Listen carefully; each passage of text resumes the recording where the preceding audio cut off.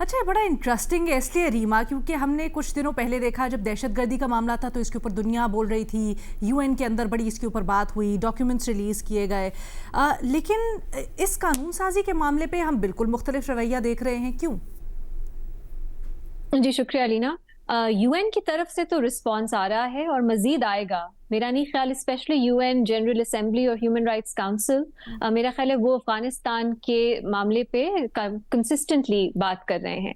लेकिन of course बाकी जो पावरफुल इदारा है सिक्योरिटी काउंसिल, वहां से हम ज्यादा कुछ नहीं देखेंगे, क्योंकि ये इस वक्त सिक्योरिटी का मामला दुनिया की नहीं जोड़ा जाता अफगानिस्तान से। हम इस वक्त एक ऐसे मोड़ पे हैं जहां सिर्फ हम दुनिया को एक सिक्योरिटी लेंस से देखते हैं। हम देखते हैं कि किस तरह हमारे बॉर्डर सिक्योर हों, किस तरह हमारी अलायंसेस जो हैं उसमें जिस मुल्क में हम बात करनी है वो वहां किस तरह फिट करता है। ह्यूमैनिटेरियन पर्सपेक्टिव से, हकूक के पर्सपेक्टिव से तो इवन लोग जो पहले लिबरल अपने आप को कहते थे वो भी नहीं देखते। तो दुनिया में देखने का, दुनिया को देखने का तरीका बदल गया है। अलीना, आपने बहुत ब्रीफली मेंशन किया इस क्रिमिनल कोड के बारे में। अगर मैं कुछ मजीद तफसीलात इसकी बता सकूं, क्योंकि इट इज एक्चुअली हॉरिफाइंग। और ये सिर्फ खवातीन के मामले में नहीं, ओवरऑल 4 करोड़ लोग रहते हैं अफगानिस्तान में। वो किस किस्म की जिंदगी गुजारेंगे इस क्रिमिनल कोड के अंडर, ये सोचने की बात है। हमारा नेबरिंग मुल्क है। हम भी तभी सोचते हैं अफगानिस्तान के बारे में जब दहशतगर्दी वहां से पाकिस्तान में उसको सपोर्ट मिलती है, या सिर्फ सिक्योरिटी के पर्सपेक्टिव से देखते हैं। लेकिन है हमारा पड़ोसी मुल्क, वहाँ 4 करोड़ लोग रहते हैं।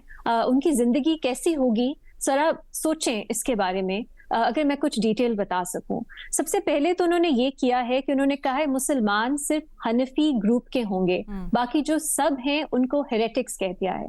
तो वहां पे बाकी सेक्ट्स, नॉन मुस्लिम्स तो आप छोड़ ही दें, इस्लाम में ही जो मुख्तलिफ सेक्ट्स हैं उनको हेरेटिक्स कह दिया है। सिर्फ वो हनफी स्कूल ऑफ थॉट को मुसलमान समझते हैं।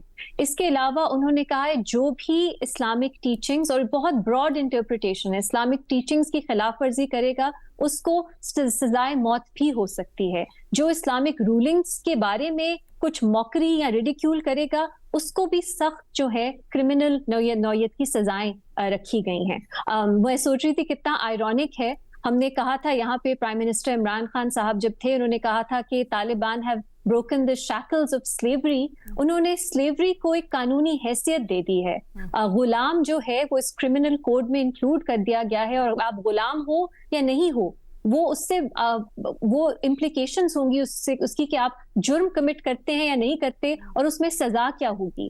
खवातीन के मामले में ये कहा गया है कि वो अपना अगर हस्बैंड का घर छोड़ के अपने पेरेंट्स के घर भी जाती हैं इजाजत के बगैर, किसी वजह के बगैर, तो उनको भी सजा हो सकती है। ये भी क्या कहा गया है कि करप्शन जो अगर आप करते हैं, जो करप्शन की प्लेसेस हैं उनको डिफाइन नहीं किया गया, उसमें भी क्रिमिनल नौयत की सजाएं होंगी। और इन सब चीजों की जिनकी मैं बात कर रही हूँ उसमें लैशिंग्स, आपको कोड़े लगना, वो भी मौजूद है सजाओं में। इसके अलावा सोसाइटी को 4 तबकों में जो है वो डिवाइड कर दिया है, जिसमें आपकी एक एलीट है, आपकी मुख्तलिफ क्लासेस हैं, मिडिल क्लासेस हैं, लोअर क्लासेस हैं। आपको सजा क्या होगी अगर आपने कोई जुर्म किया है, वो डिटरमिन करेगा कि आप किस स्ट्रैटा में फॉल करते हैं, आप किस क्लास में फॉल करते हैं। इसके अलावा ये भी कहा गया है जो चीजें परमिसिबल नहीं हैं, जिनको पहले पाबंदी जिन पे नहीं थी, जिसमें एजुकेशन की आपने बात की, और भी बहुत चीजें हैं जो कैटेगोरिकली बैंड नहीं थी, अब उनको भी कह दिया है कि वो चीजें भी जो पहले परमिसिबल समझी जाती थी अब वो क्रिमिनलाइज्ड होंगी। इसके अलावा भी लीना बहुत कुछ है। पढ़ने से ही पता लगता है, क्योंकि ऑब्वियसली इसकी ट्रांसलेशंस आहिस्ता आहिस्ता हो रही हैं, कि ये किस तरह की सोसाइटी है जो तालिबान ने अफगानिस्तान को बना दिया है। और बनाने के लिए वो ऐसा भी है कि आप तालिबान को या उनके लीडर्स को क्रिटिसाइज नहीं कर सकते, उस पर भी सख्त सजा है। अगर ऐसा है कि कोई बात भी करे उस रेजीम के खिलाफ, उस पर भी सजा है। तो अब किस तरह से लोग वहां पे अपनी जिंदगी जो है वो गुजारेंगे as a neighbouring citizen Pakistan में, मुझे खौफ आता है और बहुत ज्यादा दुख होता है, क्योंकि हम लोगों ने शायद सिर्फ अगेन अफगानिस्तान को सिक्योरिटी पर्सपेक्टिव से देखा है, अफगान तालिबान, यहाँ पे तहरीके तालिबान पाकिस्तान, किस तरह जो है हम वहाँ ये भी देखते हैं कि अफगान तालिबान जो है वो भारत के साथ अलाइन हो गए हैं। हमारा नजरिया ही अब सिर्फ ये है, अलायंसेस और सिक्योरिटी। हम ह्यूमन राइट्स को अपने नैरेटिव में, अपने डिस्कोर्स में भी हमने बहुत ज्यादा सेकेंडरी कर अगर दिया 2 है। मिनट के लिए, हाँ, अगर 2 मिनट के लिए इस तनाजुर को भी के सबसे पहले बात तो करें, बात तो कर सकते हैं। अब अगेन दुनिया क्या कर सकती है क्या नहीं, बहुत ज्यादा पेचीदा ये सवाल है, ज्यादा ऑप्शंस भी नहीं है, पर जेन्युइनली हम सबको इसके बारे में बात तो करनी चाहिए। ईरान में भी मैं ये सोचती हूँ, हम ईरान को भी उसी पर्सपेक्टिव से देखते हैं, क्योंकि अमेरिका के वहाँ इंटरेस्ट हैं, इजराइल के इंटरेस्ट हैं, वहां पे भी जो जेन्युइन लोगों के ग्रीवेंसेस हैं हम उनको साइडलाइन कर देते हैं, क्योंकि ओवरऑल हमारा जो दुनिया के बारे में एक नैरेटिव है वो एक क्लियर है, वो सिक्योरिटी और जो आपकी अलायंसेस है उस पे बेस्ड है। और अफगानिस्तान इज ऑल्सो सफरिंग